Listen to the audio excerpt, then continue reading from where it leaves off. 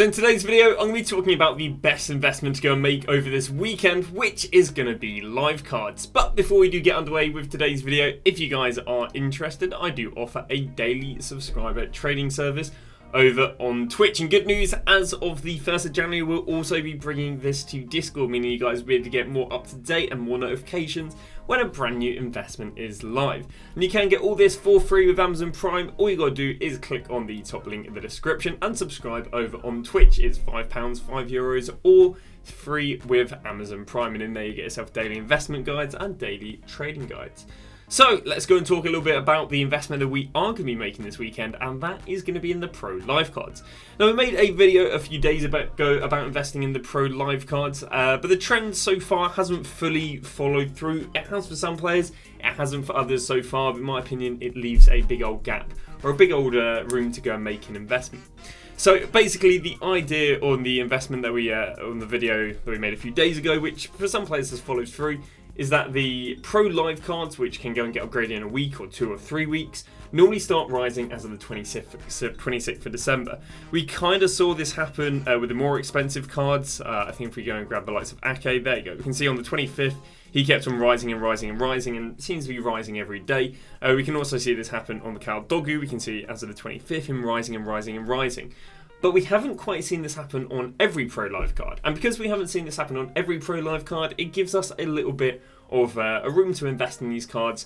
And, you know, I'd say the investment looks likely even better, showing that some of the players are already following the trends we wanted. Now, let's just go back to the trend in general. So the trend in general is that the Pro Live cards played before December or early December. They then have like a 2-3 week gap, and then they play early January. Now, if you guys remember, the Pro Live cards had amazing rises in that first time. We saw Oxlade-Chamberlain here go from 37 up there to 65. We saw many players double in price. And we saw the same sort of thing happen last year. If we can go and show you Locatelli, we can see that, we can see Locatelli went from like 45 up there to 90k. We can see there are massive rises across these cards. But not only was there the first rise in the early January, but there was also a second rise late December into early January. We can see right here the Locatelli went from 83 up there to 102 in no more than really a weekend. We can go and grab another player of Marlon. We can see that Marlon went from 22 and he went all the way up there to, what can we see, 31 in a matter of a week and a bit. So you can see there's massive rises on these players in a short amount of time. And because of that, it basically makes for a nice investment. Once again, we can see Calvin Phillips. You can see he went there from 35 and it went all the way up there to the likes of 55k in a matter of about 2 weeks. In fact, we can grab that point to that point, and that's just 1 week. So the investment is basically going to be picking up Pro Live cards this Sunday and then selling them at a specific time. Now, last year, no matter when the player played, they all actually peaked at the exact same time. So if you guys don't know how it works, basically there are different groups in the Pro Live, and when different groups play, different players can get upgraded. So for example, this is this year's one, and you can see that some of them are going to go and play on the 6th of January, some are going to go and play on the 13th of January, some are going to go and play on the 20th of January, some of them are going to go and play on the 27th of January. So they all play on different they all play on different times. But what happened last year is no matter when the player played, they give or take all peaked at the exact same time.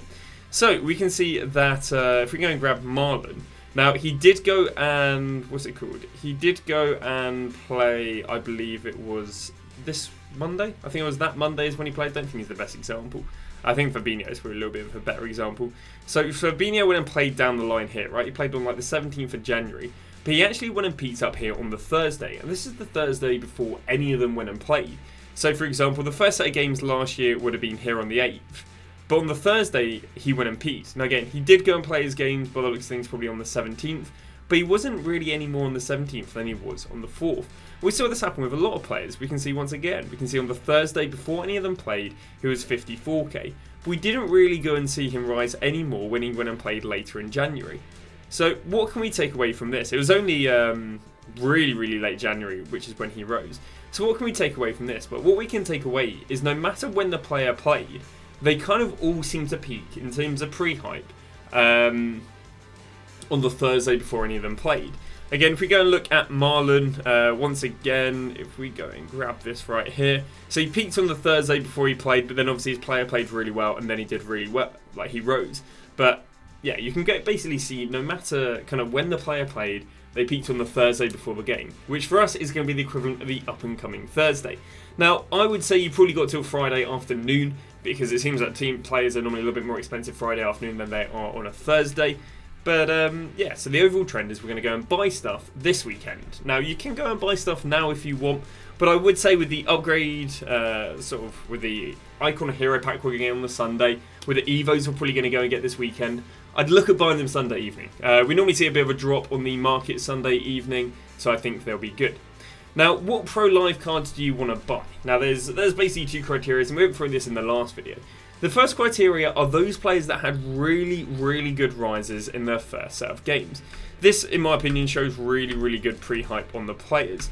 So a few examples of these are Bino Gittins. Bino Gittins, I don't think it's going to get picked up in this because it was the first week, so we'll just leave him for now. But likes of Fabio Carvalho, we can see that this guy went from 90k all the way and he went extinct at 150. We can see that Alex Oxlade-Chamberlain, he went down there to 37, he went up there to 65. So we can see that there was a lot of hype the first time, so we believe that there'll be a lot of hype the second time. The first set of players are, you know, Fabio Carvalho, Oxlade-Chamberlain, Palacios did really well the first time, Roussillon did very well the first time, and that's, you know, that's the kind of like first observation. The second way is actually using statistics, and how we can do that is we can head over to Footbin, we can go to Player Game Performance, we can then go down here to Versions, then go to Squads, and scroll all the way down here to Pro Live. Now what you can see is there's all the Pro Live players with loads of statistics. But the statistic we're most interested in is the highest games played. The idea is if someone's got a lot of games played, they're high in demand. And we can see that the most games played are Fabio Carvalho, we got ourselves Palacios, Benzema, Roussillon, Bino Gittins, Insigne, Caldogu. So I'd be more than happy to go and pick up probably anywhere here and above, because it shows that these cards are high in demand. And the idea is, again, you're just going to go and buy these on the Sunday evening, and then go and sell them if you want Thursday evening, if not Friday midday. Now, if you want, there is another player of that, and that's just gambling on the upgrades. Now, I'm not quite sure if Footbin has the tracker for these. Let's have a little look. Does it yeah, it does have the tracker for these. Perfect. So if you want, you can also go and look at the tracker and also see if there are, you know, see if the players basically are favourite or, you know, happy to gamble on them getting more points and more upgrades. For example, Xavi Simons Pro, does it say how many points they have at the moment? It doesn't say how many points they have at the moment, but they got 10 points from the first 4 games. Meaning if you're happy to go and gamble that they'll go and get 16 points and qualify for the knockout round, which is something they can do in the next set of games, you can gamble that they'll get a +2 more overalls and a +1 roll plus. So, you know, if you want to go and gamble on the players, because we did see last year there was some upside of gambling on the players. For example, Marlon, you know, if we're selling Thursday pre-hype, you'd sell at 31. But if you gamble on performance, which seems to be what he did, he went up there to 55k. Just understand this does not happen across the board, because I think if we can go and look at Fabinho, no, it's Fabinho. Let's try and find something. I think Kamora. Does Kamora fit the agenda? Kamora fits the agenda. He went from 17k down to 11k. So, yes, Marlon went 30 to 55, but very equally, that players can double, they can also go in half in price. So, the advised time to go and sell them is just going to be to go and sell them next Thursday, Friday, because you'll be selling in the pre-hype, and then you can go and make a different investment on the Thursday and the Friday. But I think that is going to basically wrap it up on my main account. I'm not quite sure if I have my main account loaded up right now. I am all in on these Pro Live cards. Basically, I had a really, really nice investment. We made a video ages ago where we bought Alphonso Davies at 2k, and we're selling him on for we've been selling him on for 8k. I then decided to go all in on Team of the Weeks for 11.5k, and Team of the Weeks, if we can go and grab Team Week 10, because I didn't really buy anything earlier in Team Week 10. These have already gone from 11.5 to 14.5. So what I've been doing is I've been reinvesting those Team of the Week profits, where we've been making 2-3k a card, and reinvesting those Alphonso Davies, where we've been making, pretty made about 5-6 million coins of those Alphonso Davies. We've been reinvesting those into the Pro Live, which hopefully I have my main account here and I can go and show you. Yes, I do believe so. So there's just been some key aces we were selling on, some Van der Vens. So again, we bought these at 6k. And what we've been reinvesting in, well, you can see right here on our transfer list, we've got some Insignes, we've got some Oxlade-Chamberlains, we've got some Palacioses, we've got some Bino Gittins, we've got some Fabio Carvalhos, and then we still got a lot of Team of the Weeks and a lot of Fabio Carvalhos. You can see on the transfer list. And then the other side, I've got myself a lot more players. But yeah, so as I go and sell these Team of the Weeks in the next probably 3-4 days, I believe it is, we're going to want to sell about 24 hours, 48 hours before it expires. So how long is left? We've had a lot of SBCs this winter wildcard. So we've got ourselves 3 days left. So I'll probably sell the Team of the Weeks in 2 days, rebuy Pro Live cards then, and then go and sell them all Thursday. But that's going to go and wrap that up. Thank you very much for watching. And in tomorrow's video, we'll probably have a bit of analysis on the Icon SBC we expect to go and get, well, on Sunday.